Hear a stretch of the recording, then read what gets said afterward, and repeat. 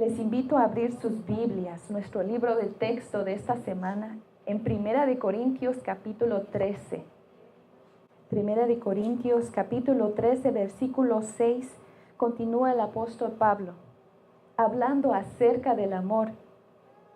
El amor no se goza de la injusticia.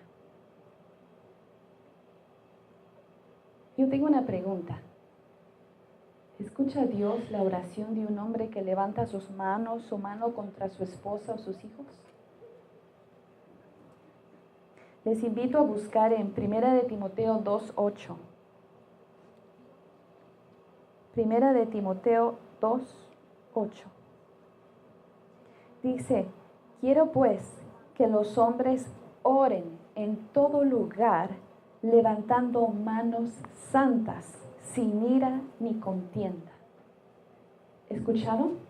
Debe el hombre levantar manos santas. La Escritura lo declara.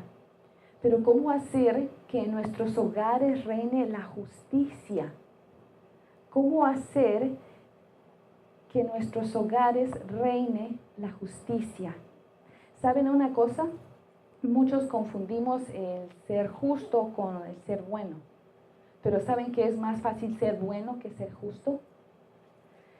Alguno de nosotros está redecorando su casa o a lo mejor se cansó del sofá, quiere deshacerse de un mueble y piensa en la vecina, a lo mejor a ella le sirva, va con ella, se platica con ella, se lo regala y la vecina piensa, qué buena gente mi vecino, pensaron en mí.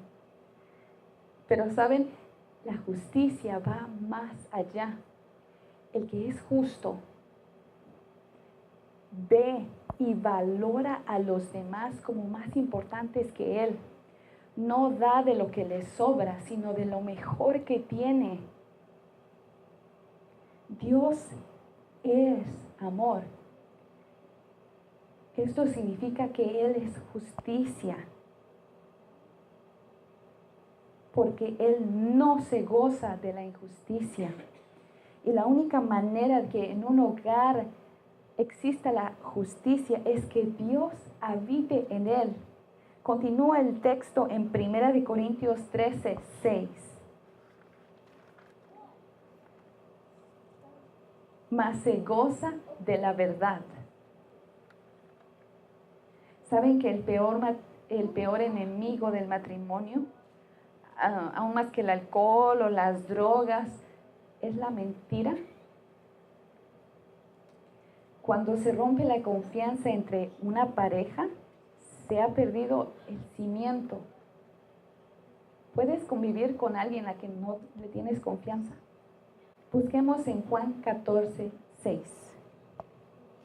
Jesús dijo, yo soy el camino, la verdad y la vida. Dios es verdad. Sin embargo, la mentira viene del enemigo. La Biblia, de hecho, lo describe como el padre de la mentira.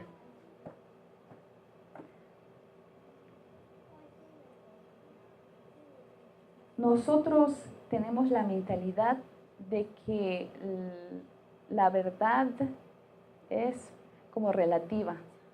Como que hay algunas cosas que nosotros podemos mentir que las llamamos mentirillas blancas. Tengo una pregunta. Si alguien toca la puerta y le decimos al niño, dile que no estoy. El niño sale, abre la puerta, está tu mamá. No, no está. ¿Qué acabamos de enseñarle al niño? ¿Se dan cuenta cuán fácil es? Sin embargo, Dios es verdad. Hermanos, Dios es amor. Dios es justicia. Dios es verdad. Y Él no puede vivir o convivir ni con la injusticia ni con la mentira. Nuestros hogares necesitan que Él habite en ellos, para que podamos ser felices, gozarnos en la compañía, en la comunión con nuestros seres amados. ¿Se dan cuenta cuán fácil es que entre la amargura, la desgracia en nuestro hogar? Les invito a que en esta tarde meditemos y le extendamos esa invitación a Dios, a nuestro Señor Jesús, a que Él forme parte de nuestro hogar. Dios les bendiga. Bendito Dios, te damos gracias por tu amor, por tu misericordia, por el cuidado que has tenido de nosotros y por la bendición de estar en tu presencia. Permite en esta hora que al abrir la Biblia podamos estudiar esas grandes verdades que pueden cambiar nuestra vida, nuestro hogar, nuestra familia, nuestro mundo. Permite, Dios, en esta hora que tomes el control de esta reunión y también de nuestras vidas, porque queremos contemplarte a ti y solo a ti en la hermosura de tu santidad. Gracias por lo que vas a hacer en nuestras vidas. En el nombre de Jesús. Amén. Bien, mis hermanos, en esta hora vamos a hablar de algo que es indispensable en nuestros hogares, en nuestra familia. Y es algo que al estar ausente, por eso es que tenemos tantos problemas en la casa. Hoy yo quiero hablarles acerca de la piedad. ¿Cuánta gente despiadada hace sufrir a aquellas personas a quien Dios le ha dado la responsabilidad de amar? Yo me indigné. El otro día, esta semana decidí no trabajar, solamente venir acá a predicarles en las tardes, pero me invitaron a trabajar porque necesitaban de mí, me fui con ellos. Y cuando iba en el camión, ustedes saben cómo son los mexicanos, enseguida ponen la radio y el patrón el programa del patrón y Don Chilo, los patrones y Don Chilo y no sé cuánto. Y estaban dando una noticia que iban a debatir, porque ellos agarran situaciones que ocurren y entonces ponen al público a que llame y que sean juez de esa cosa. Y realmente yo me quedé pero indignadísimo, porque estaban hablando acerca de una señora, una madre, que abusaba de sus hijos sexualmente, la madre, y lo grababa para entonces vender esas grabaciones. Y cuando le preguntan, ¿por qué hacía eso? Es que hay mucha gente cochina que da mucho dinero por esas grabaciones.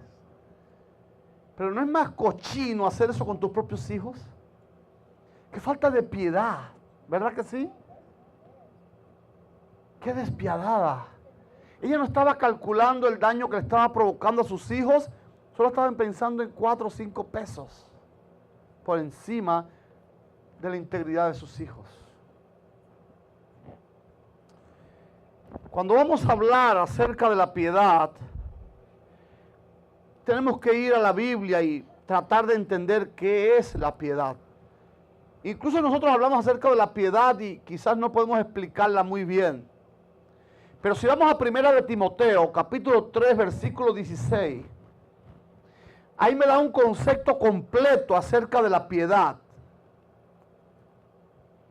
Dice allí en 1 de Timoteo 3, 16, e indiscutiblemente grande es el misterio de la piedad. Ahora me dice que la piedad es un misterio y que es un gran misterio. Pero Pablo lo explica en ese mismo texto. ¿Qué es la piedad según el concepto de Pablo? Dice el versículo, e indiscutiblemente grande es el misterio de la piedad. Dios fue manifestado en carne. ¡Wow! Justificado en el Espíritu, visto de los ángeles, predicado a los gentiles, creído en el mundo y recibido arriba en gloria. Tremendo. Ahora Pablo me dice que piedad fue lo que Dios hizo. El ejemplo más grande de piedad fue lo que hizo Dios por cada uno de nosotros. ¿Cómo lo explica Pablo? Número uno, Dios sintió tanta piedad por nosotros que se hizo carne, vino a este mundo, se hizo un hombre para ocupar nuestro lugar. Nosotros deberíamos ser condenados por nuestros pecados. Sin embargo, Dios se hizo como uno de nosotros para ocupar nuestro lugar y pagar con su vida los pecados por los que tú y yo deberíamos morir. Tremendo. Y continúa diciendo que fue justificado en el Espíritu, porque Jesucristo, cuando se hizo carne, cuando se hizo un hombre como tú y yo, demostró dos cosas. La primera cosa que demostró Dios es que los hombres sí pueden guardar la ley de Dios. El enemigo puso una acusación que Dios era injusto porque puso una ley que nadie podía guardar. Y como comentábamos ayer, decimos que hay muchas religiones que están diciendo que no guardan la ley porque la ley no se puede guardar. Y decíamos ayer, después que oramos, que qué vergonzoso que personas que se dicen cristianas y que agarran el texto de Filipenses 4:13 y dicen, todo lo puedo en Cristo que me fortalece, ahora dicen, no se puede guardar la ley. Si Filipenses 4:13 me está hablando precisamente de eso, de que podemos ser fiel, de que podemos ser obedientes, aún con hambre, con necesidades, con persecución. ¿Cómo te atreves a decir públicamente que aunque tienes un Dios en el cual puedes conseguir todo, no puedes conseguir ser obediente? Y Cristo con su vida demostró que la ley sí se puede guardar. Y con su muerte en la cruz demostró que Dios sí es capaz de perdonar al hombre por amor. Luego sigue diciendo Pablo, visto de los ángeles. Hay testigos en el cielo que pueden dar fe de que Dios sí es amor, porque lo vieron descender y transformarse y vieron la obra de amor que realizó por nosotros. Dice además que fue predicado a los gentiles. Eso es verdad. Pablo fue el apóstol a los gentiles y gracias a este ministerio de Pablo, hoy tú y yo, que también somos gentiles, a no ser que haya algún judío por ahí tenga raíces judías, también la salvación ha llegado a nosotros. Creído en el mundo. Y gloria a Dios por eso. Porque aunque hay muchos que no quieren saber de Jesucristo, hay muchos que sí han creído en el amor y la piedad de Jesucristo y recibido arriba en gloria. No tengo mucho tiempo para poder concentrarme en lo de hoy, pero si usted quiere ver cómo fue Cristo recibido en gloria y fue glorificado aún más de lo que ya era antes de la fundación del mundo, vayan a Apocalipsis capítulo 5. Y ahí se narra la llegada de Jesús al cielo, el retorno después de haber cumplido su misión aquí en la tierra, su llegada al cielo y cómo es glorificado. Y continúa diciendo, recibido arriba en gloria. En este momento quiero a través de 5 pasos mostrarte un estudio acerca de la piedad que necesitamos para cumplir los propósitos de Dios para su iglesia y también para su familia. El texto que acabamos de estudiar nos muestra que la piedad comienza ¿en quién? En Dios. En segundo lugar, que la piedad no es un sentimiento, sino una persona.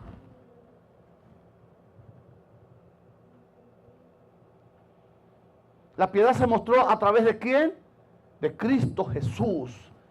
Cristo Jesús es la piedad. Y a través del ministerio salvador de Jesús, Dios quiso mostrar su piedad para con la raza humana. Ahora, el segundo paso de este estudio es que ahora Él, Dios, quiere ver este precioso don manifestado en la iglesia y en la familia.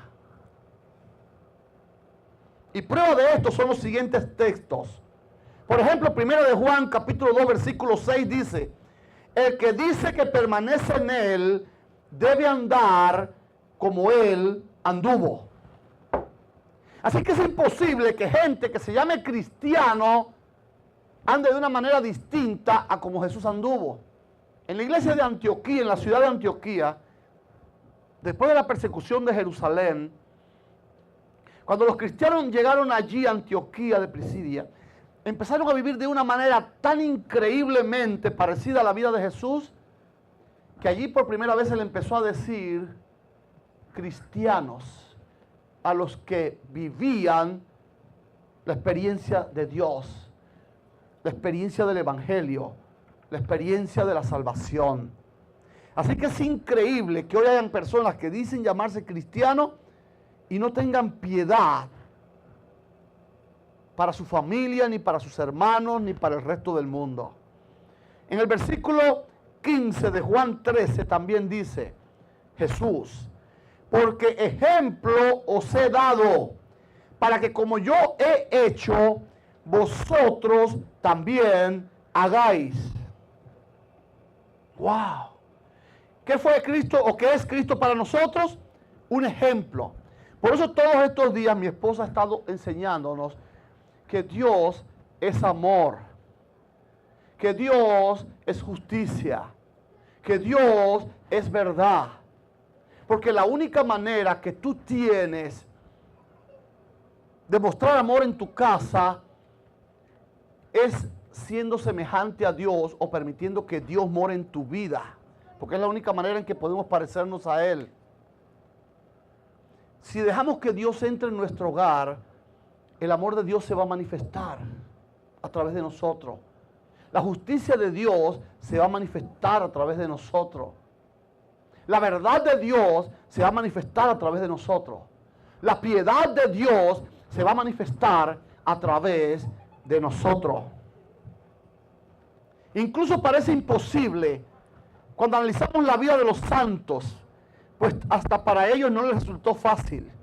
Veamos el ejemplo de Pablo. Cuando hablo de santos no estoy hablando de lo que hablamos el otro día. Estoy hablando de personas que vivieron a la altura de lo que Jesús nos está demandando. Y este es el tercer paso. A través de Pablo, yo quiero demostrarte que a veces, cuán difícil se nos hace mostrar la piedad de Dios en nuestros hogares, la piedad de Dios en la iglesia, la piedad de Dios en el mundo. En la carta a los Romanos se muestra que esto es una batalla. Yo sé que hay muchas personas que quieren ser piadosos, pero no lo consiguen. Porque más bien el sentido de rebeldía y de venganza es lo que está en nosotros. Recuerdo una señora que se quería divorciar. Se quería divorciar de su esposo. Yo le pregunto, ¿por qué se va a divorciar, mi hermana? Dice, porque me ha tocado el peor de los esposos. Es un animal. No sirve para nada. No ayuda para nada. Yo no quiero seguir casada con alguien así. Y se me ocurre una idea. Quise tocar ese sentimiento que tenemos todos de venganza y le digo, entonces, ¿por qué se va a divorciar ahora? Vamos a hacer un plan. Mejor, sí, divórciese, pero primero, hágalo sufrir. Y ella me mira y le pareció buena la idea. Que es verdad. ¿Cómo me voy a ir y así ya? ¿Por qué mejor no lo hago sufrir, como dice el pastor? ¿Qué hago, pastor? Digo, mire, vamos a hacer un plan. Vamos a hacer un plan. Usted todo este mes, vamos a tener un mes entero en el cual Usted va a tratar con mucho amor a su esposo. Lo va a atender en todo. Todo lo que necesite se lo va a dar. Todo, aunque él no lo pida, atiéndalo con amor. Sírvale como nunca. Y él me dice, ¿para qué? Bueno, porque cuando él ya está acostumbradito a tanto amor, a tanto cuidado, entonces dentro de un mes usted viene a verme y los dos nos vamos a ver un abogado y nos se divorcian para que él sepa lo que está perdiendo. Y dice ella, pues cierto, así va a ser. Y se fue por un mes a servir a su esposo, a cuidar de él. No importa maltrato, no importa palabras, a ella no le importó, ella quería vengarse. Ella quería que al final del mes él supiera la clase de mujer que él iba a perder. Y empezó por un mes allí a probar, a amar a su esposo, a atenderlo, a cuidarlo. Al mes fui a visitarla.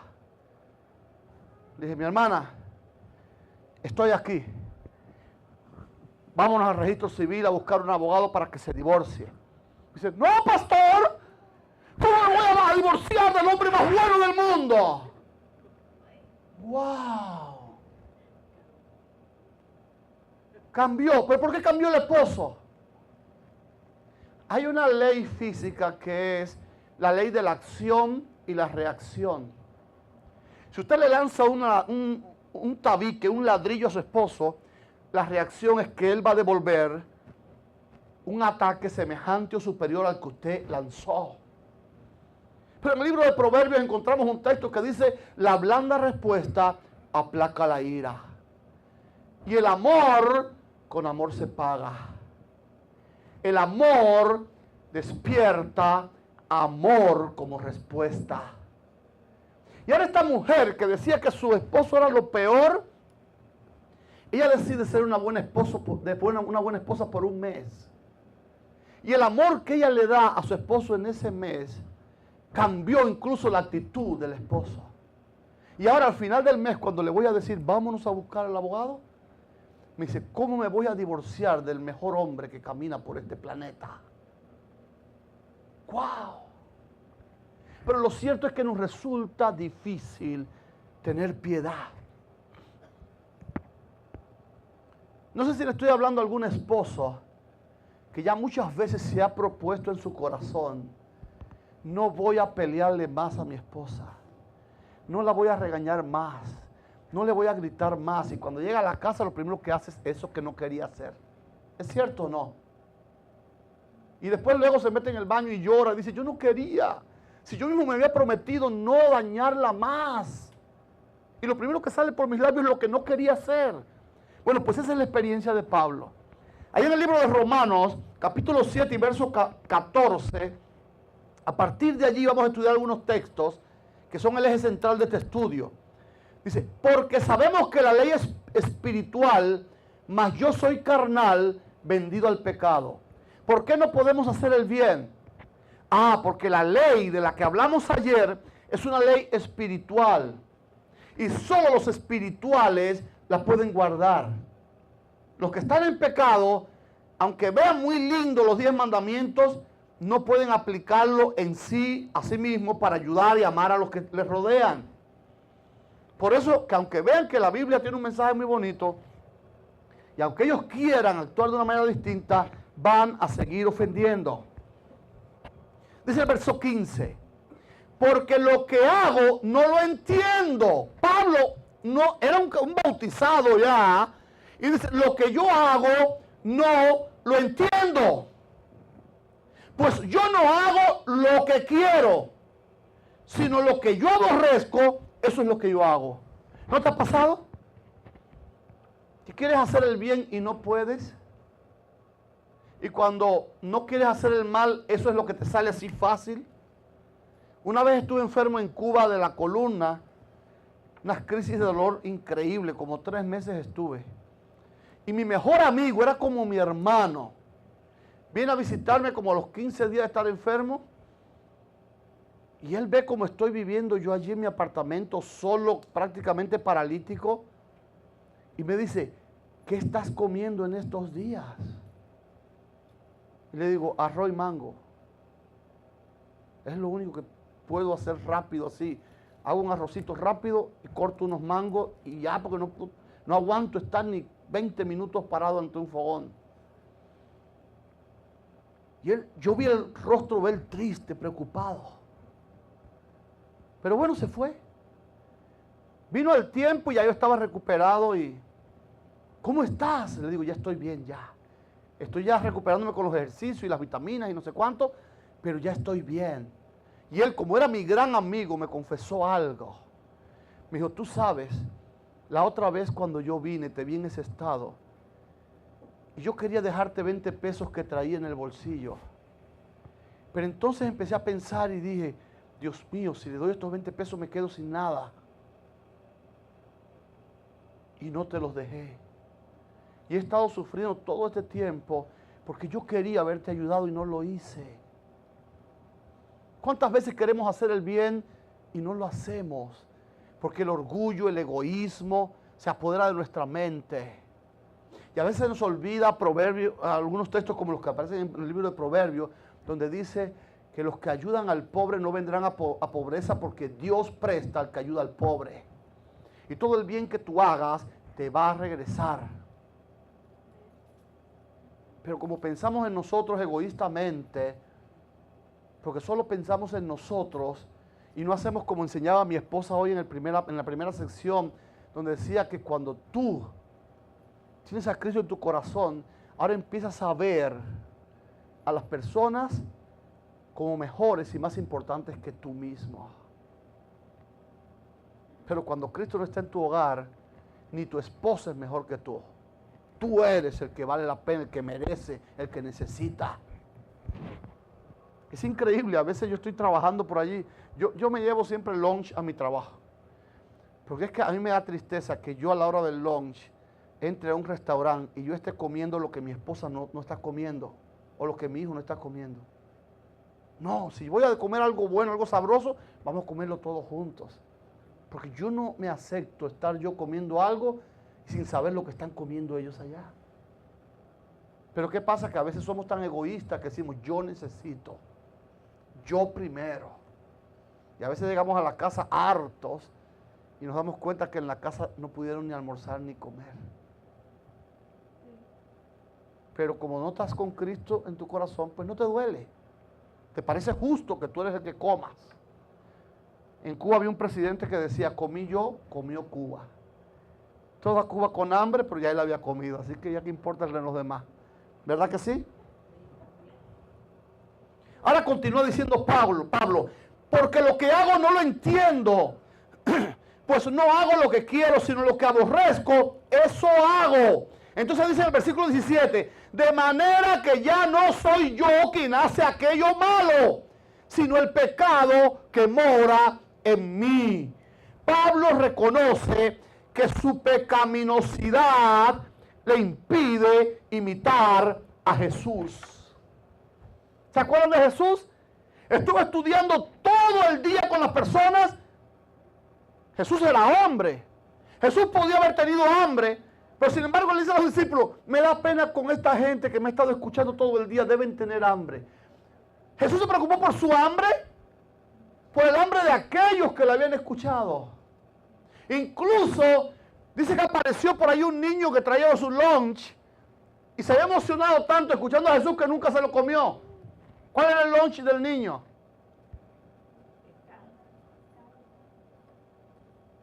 ¿Sí? Y pan.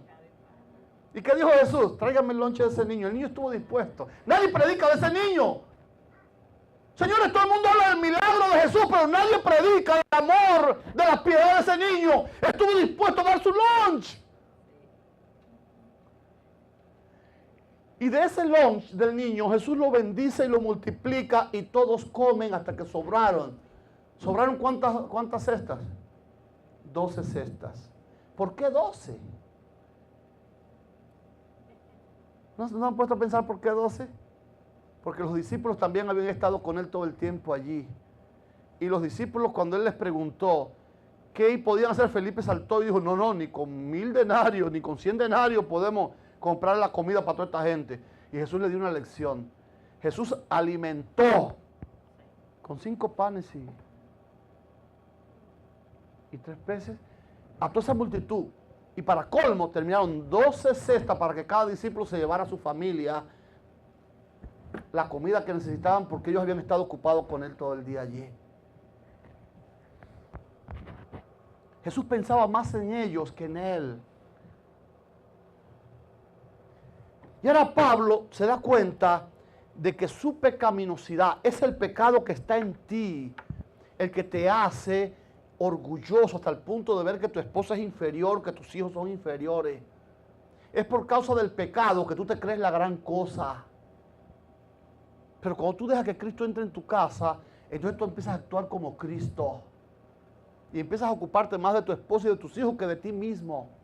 Y yo sé que en mí, esto es, en mi carne, no mora el bien. Tienes que entender esto de una vez. En ti no mora el bien. En mí no mora el bien. Lo que mora es el egoísmo. Y ahora Pablo reconoce su condición y dice, ahora me doy cuenta que en mi carne no mora el bien. Porque el querer hacer el bien está en mí. Pero en mí no está el hacerlo. A veces lloramos, es cierto, ¿verdad que sí? Vemos a un necesitado ahí, a un homeless con un cartelito, ayúdenme. Pobre hombre. Y los más espirituales le dicen, oraré por ti. Pero ya eso resolvió el problema de él. Cuando una gente tiene hambre, está bien que sientas compasión.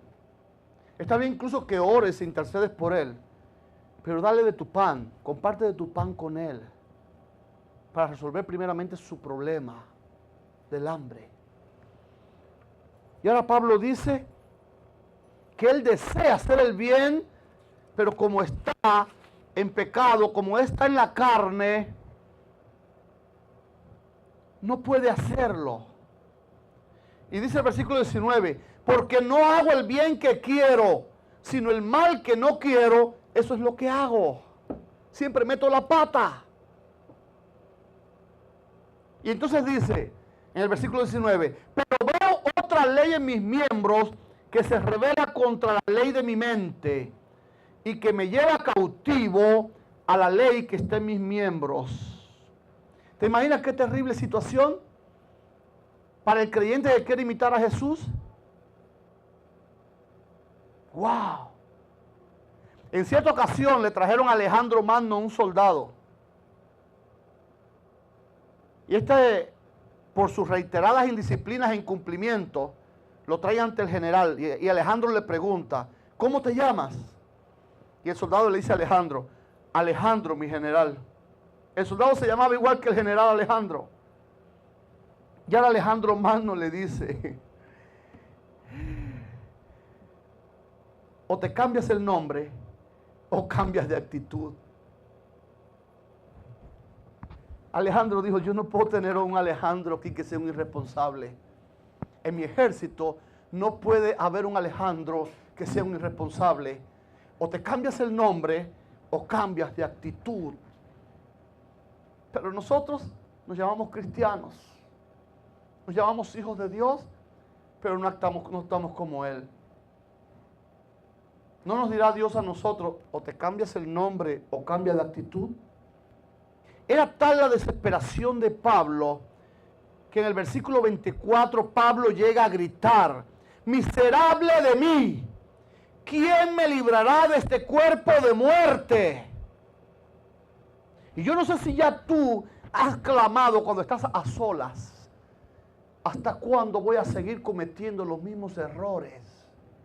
¿Hasta cuándo voy cometiendo las mismas indisciplinas?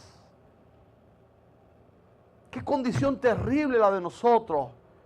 Y ahora Pablo, viendo su condición, se llega a llamar miserable de mí. Pero en el versículo 25 él encuentra la respuesta.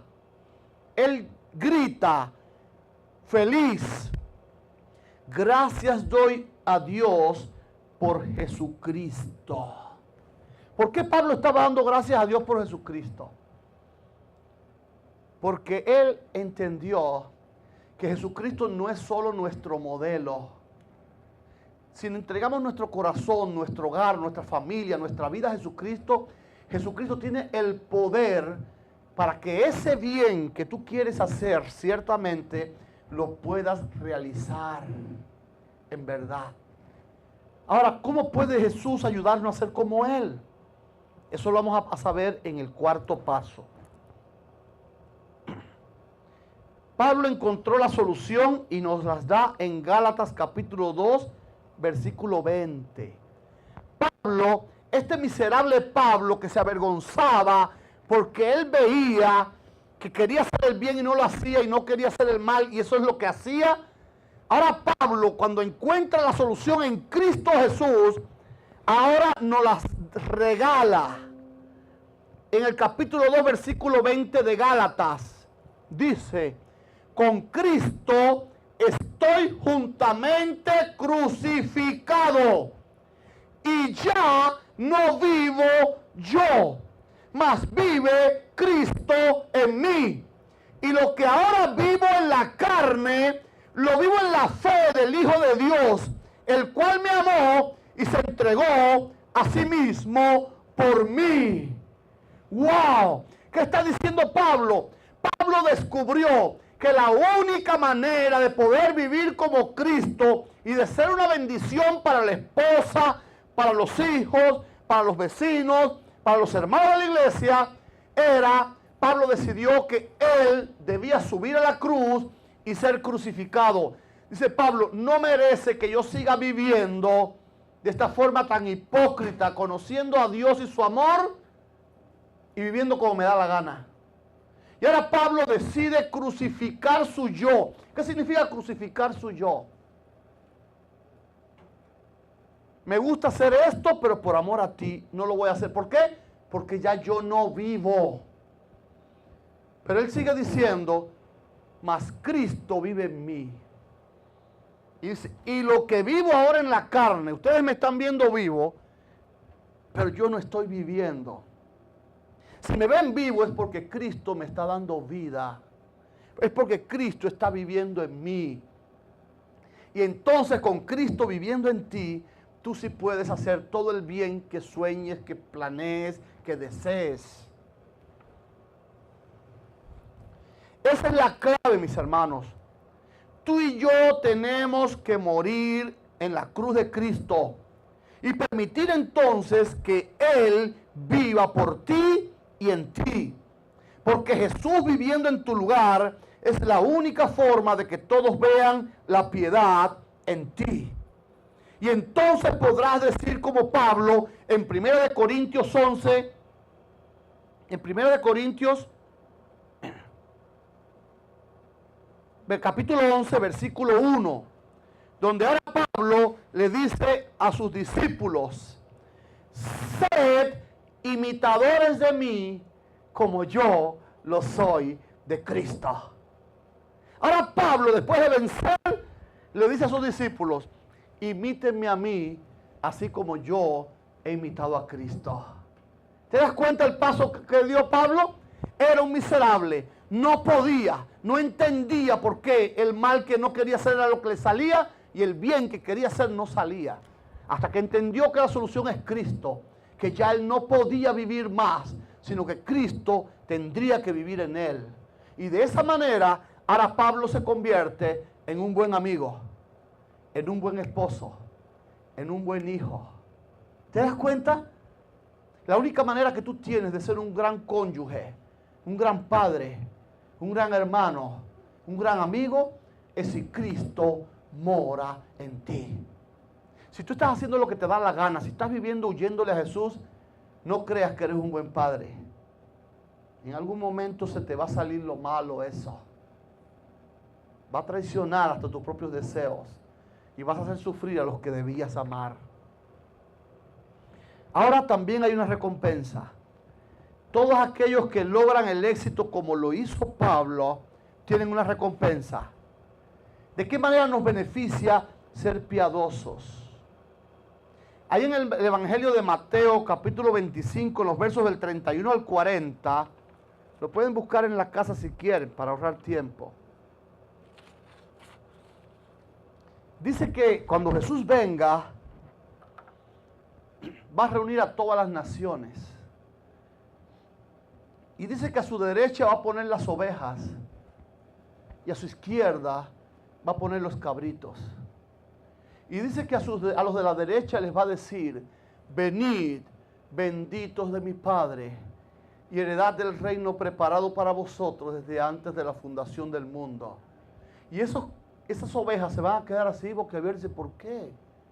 Y él va a decir: porque cuando yo tuve hambre, me diste de comer. Y ellos se quedan medio confundidos, más confundidos todavía. Porque cuando estuve preso, me fueron a visitar. Se quedaron extrañados ellos. Porque cuando yo estuve enfermo, me curaste. Porque cuando yo estuve en la calle, me recibiste en tu casa. Y ahora ellos le preguntan: Jesús, ¿cuándo te vimos en esas condiciones y te ayudamos? Y Jesús le dice: por cuanto lo hicieron con esos mis hermanos más pequeños, a mí lo hicieron. Si fuiste capaz de cuidar de tu esposa, porque es mi hija, me estabas prestando un servicio a mí. Si cuidabas de tus hijos, me estabas haciendo un servicio a mí. Si cuidabas de tus hermanos, me estabas prestando un servicio a mí. Y ahora se vira a los de la izquierda, a los cabritos, y le dice: apartaos de mí, obradores de maldad, al castigo eterno. Y ellos preguntan: ¿por qué? Dice: porque tuve hambre y no me diste de comer. Estuve preso y no me visitaste. Estuve enfermo y no me curaste. Estuve en la calle tirado y no me recogiste en tu casa. Y ahora ellos reclaman y dicen: ¿cuándo fue que estabas así y no te ayudamos? Dice: por cuanto no lo hicieron con aquellos hermanos míos más pequeños, conmigo tampoco lo hicieron. ¡Wow! ¿Cuál es el problema? Dense cuenta, la salvación no es por obras. Las ovejas ni siquiera sabían que habían hecho bien. ¿Por qué? Porque no fueron ellas los que lo hicieron. ¿Quién fue el que hizo el bien? El Cristo que moraba en ellas. ¡Wow!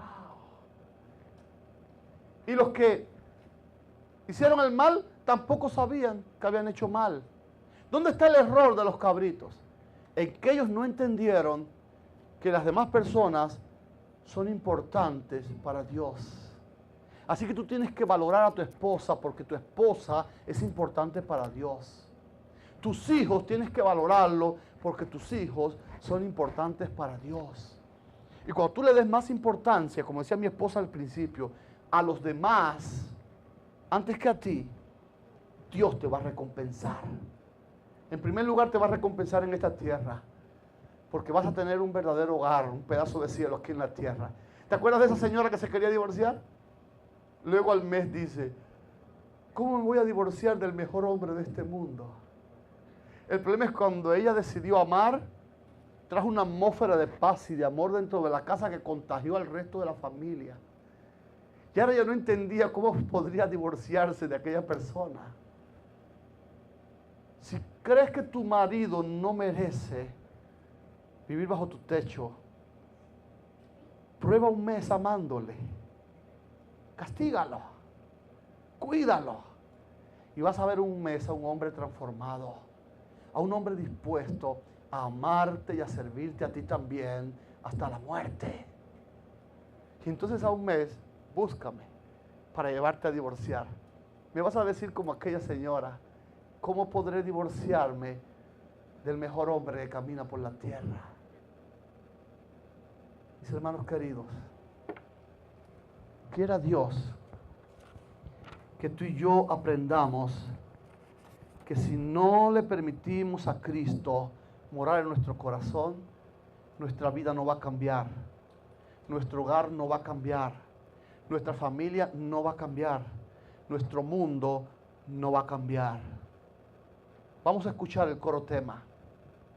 Si mientras escuchamos el coro tema tú sientes que tu hogar tiene que resolver los problemas que hay, si tú crees que puedes o deseas reedificar tu matrimonio, Incluso si crees que ya diste el paso terrible de aquella mujer que ni siquiera me fue a ver a mí y fue y se divorció, por favor, por amor a tus hijos, por amor a tu esposo y por amor a Cristo, porque yo quiero que estés en el grupo de la derecha, en el de las ovejas. Trata de reconstruir tu matrimonio. Da una oportunidad, pero no pidiendo al otro que sea bueno. Sé tú el bueno por un mes. Y al mes vas a cosechar los resultados.